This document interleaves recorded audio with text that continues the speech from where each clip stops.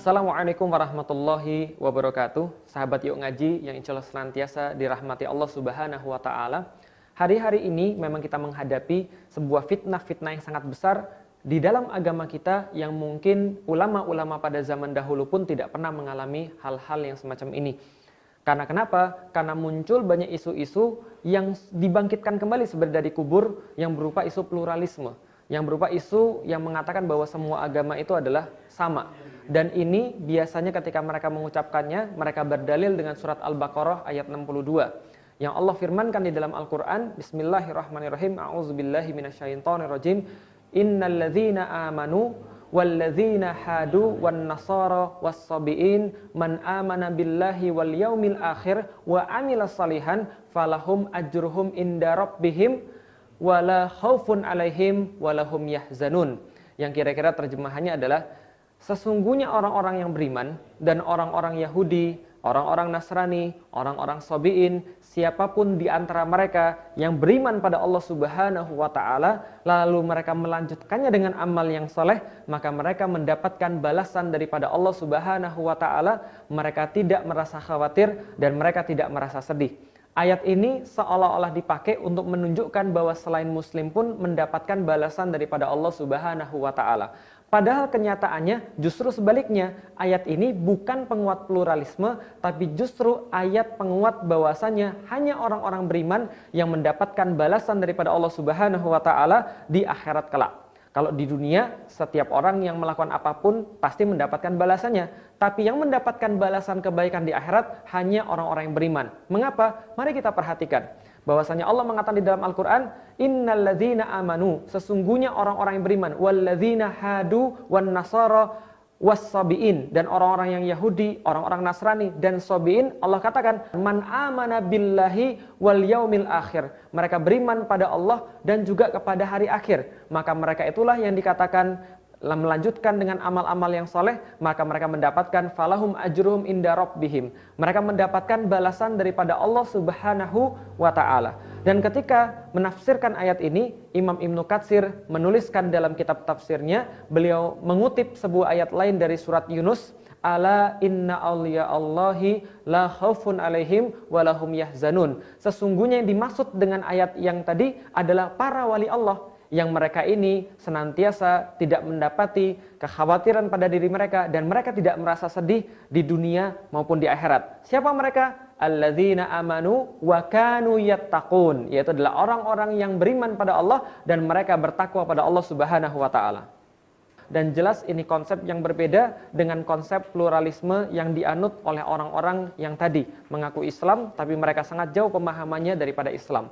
Kenapa? Karena kita membahas tentang iman, maka kita kembali pada klasifikasi yang Allah berikan di dalam surah Al-Baqarah. Ayat-ayat yang awal Allah sampaikan kepada kita, Zalikal kitabu la raiba fi hudal lil muttaqin alladzina yu'minuna bil ghaib wa yuqimunas shalah wa mimma razaqnahum yunfikun. Allah menyampaikan kepada kita bagaimana reaksi ketika orang mendapatkan Al-Quran. Maka reaksi yang pertama adalah mereka beriman kepadanya, mereka menjadikan Al-Quran ini sebagai petunjuk, dan itulah orang-orang yang beriman. Tapi ada reaksi yang kedua, innalladzina kafaru sawaun alaihim a'anzartahum am lam tunzirhum la yu'minun. Mereka adalah orang-orang yang ketika mendapatkan kitab ini, kalian berikan peringatan, kalian tidak berikan peringatan, mereka tidak mau menerima isi daripada kitab ini, maka mereka digolongkan sebagai orang-orang yang kafir. Yang ketiga, wa minan nasi may yaqulu amanna billahi wal yaumil akhir wa ma hum bimu'minin. Ada orang-orang kemudian ketika mereka di depan orang-orang beriman, mereka mengatakan mereka beriman, tapi sebenarnya mereka tidak termasuk golongan orang-orang yang beriman. Wa idza laqul ladzina amanu qalu amanna wa idza khalu ila syayatinihim qalu inna ma'akum innama nahnu mustahziun. Mereka mengatakan ketika bertemu dengan orang-orang beriman, kami beriman juga, tapi ketika mereka kembali kepada kaum-kaum mereka, mereka mengatakan kami tadi cuma main-main saja.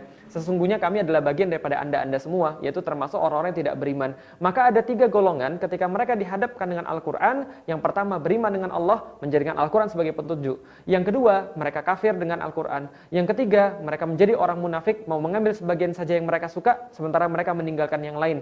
Nah, maka kita sebagai seorang muslim harusnya tunduk pada ketentuan-ketentuan yang telah Allah sampaikan kepada kita.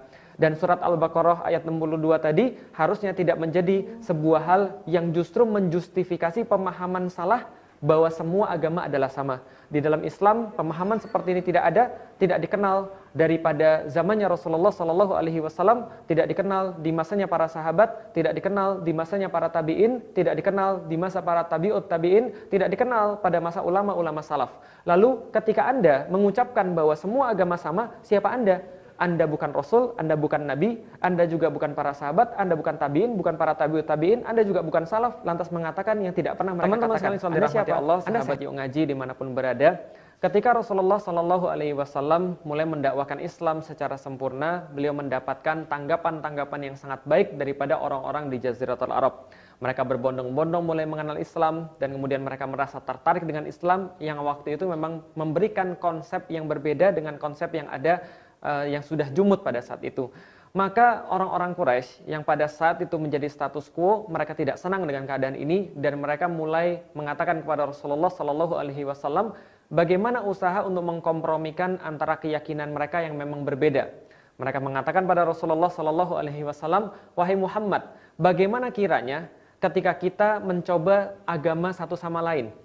Bahwa kita tahu agama kita memang berbeda, keyakinan kita memang berbeda, tapi marilah saya akan menyembah agamamu selama 1 tahun dan sebagai gantinya engkau menyembah berhala-berhala saya juga 1 tahun.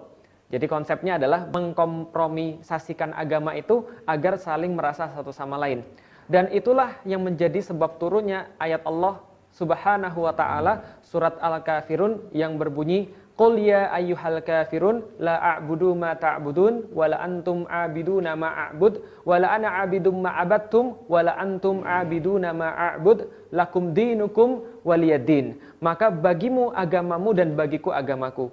Allah Subhanahu wa ta'ala dengan tegas dan dengan jelas memberikan wahyu kepada Rasulullah Sallallahu Alaihi Wasallam dan juga pada seluruh umat Muslim untuk tidak berkompromisasi dalam perkara akidah. Ketika ada orang-orang yang kemudian mengatakan bahwa mari kita menyembah agama kita satu sama lain bergantian, maka dengan tegas Allah mengatakan lakum dinukum waliyadin. Yang menarik di sini adalah ketika kafir Quraisy, sebagaimana yang disampaikan oleh Ibnu Katsir dalam tafsirnya mengenai surat ini, kafir Quraisy sadar betul bahwa mereka memiliki agama yang berbeda. Mereka memiliki agama yang tidak sama. Nah, karena itulah kemudian mereka menawarkan kompromisasi tadi. Nah, tapi mungkin kalau seandainya orang-orang kafir Quraisy tadi hidup di zaman sekarang, mungkin mereka terheran-heran, terkaget-kaget, terkejut. Lah kenapa? Karena sejahil-jahilnya mereka tidak pernah punya ide bahwa semua agama sama. Tapi ada orang-orang sekarang yang mengaku terpelajar, lantas mereka mengaku muslim, tapi mereka punya ide semua agama sama. Yang kalau seandainya orang-orang kafir jahiliyah tadi, orang-orang Quraisy tadi, ketika mendengar, mungkin mereka akan merasa minder. Lah kenapa? Karena mereka kalah jahat dibandingkan dengan orang-orang pada zaman sekarang. Mereka saja tidak terfikir, tapi orang-orang yang mengaku muslim pada zaman sekarang terfikir bahwa semua agama itu sama. Inilah konsep yang dinamakan dengan konsep pluralisme, yaitu menganggap semua agama sama, tidak ada kebenaran yang bersifat mutlak, semua kebenaran bersifat relatif.